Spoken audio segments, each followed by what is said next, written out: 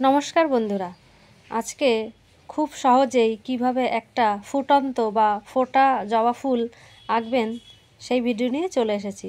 তো প্রথমে খাতার মাঝখানে একটু চ্যাপ্টা টাইপের মানে ডিম্বাকৃতি একটা গোল এঁকে নিতে হবে। তারপরে দেখো ঢেউ খেলানো মতো এঁকে জবা ফুলের পাপড়িগুলো আঁকতে হবে।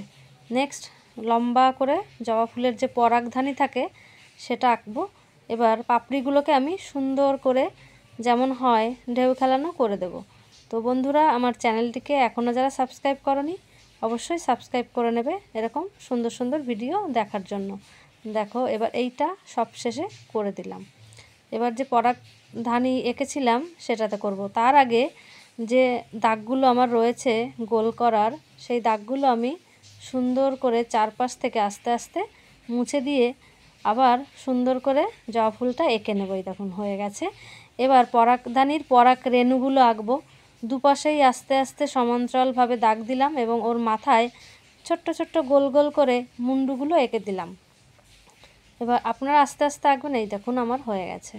এবার একটু কালো করে দিলাম। এবার ফুলের নিচে ফুলের বোটা এবং ডান্টিটা আঁকবো এবং সঙ্গে একটা পাতা এঁকে দেবো। বন্ধুরা, আমার চ্যানেলটিকে সাবস্ক্রাইব করে ফলো করতে থাকুন। খুব তাড়াতাড়ি আপনার জন্য এবং আপনার বাড়ির সোনামণিদের জন্য একটা গিভওয়ে আনতে চলেছি সম্পূর্ণ বিনামূল্যে। তো তার জন্যে আমার চ্যানেলটিকে অবশ্যই ফলো করতে হবে। দেখুন আমার পাতাটা আঁকা হয়ে গেছে। এবার পাতার চারদিকে আমি শিরাবিন্যাসগুলো এঁকে দেবো। তো জবা পাতার শিরাবিন্যাস কেমন হয়? জালিকাকার। তো একটু দেখুন জাল জাল মতন চারিদিকে ছোট ছোট এঁকে দিলাম। তো সবশেষে জবা ফুলটাকে ভালো লাগলে অবশ্যই লাইক করে কমেন্ট করে জানাবে কেমন হয়েছে, আর কার কার জবা ফুল খুবই ভালো লাগে তারাও জানাবে। এবার সবশেষে আমি একটু হালকা পেন্সিল দিয়ে শেড করে দিলাম যাতে একটু দেখতে সুন্দর লাগে।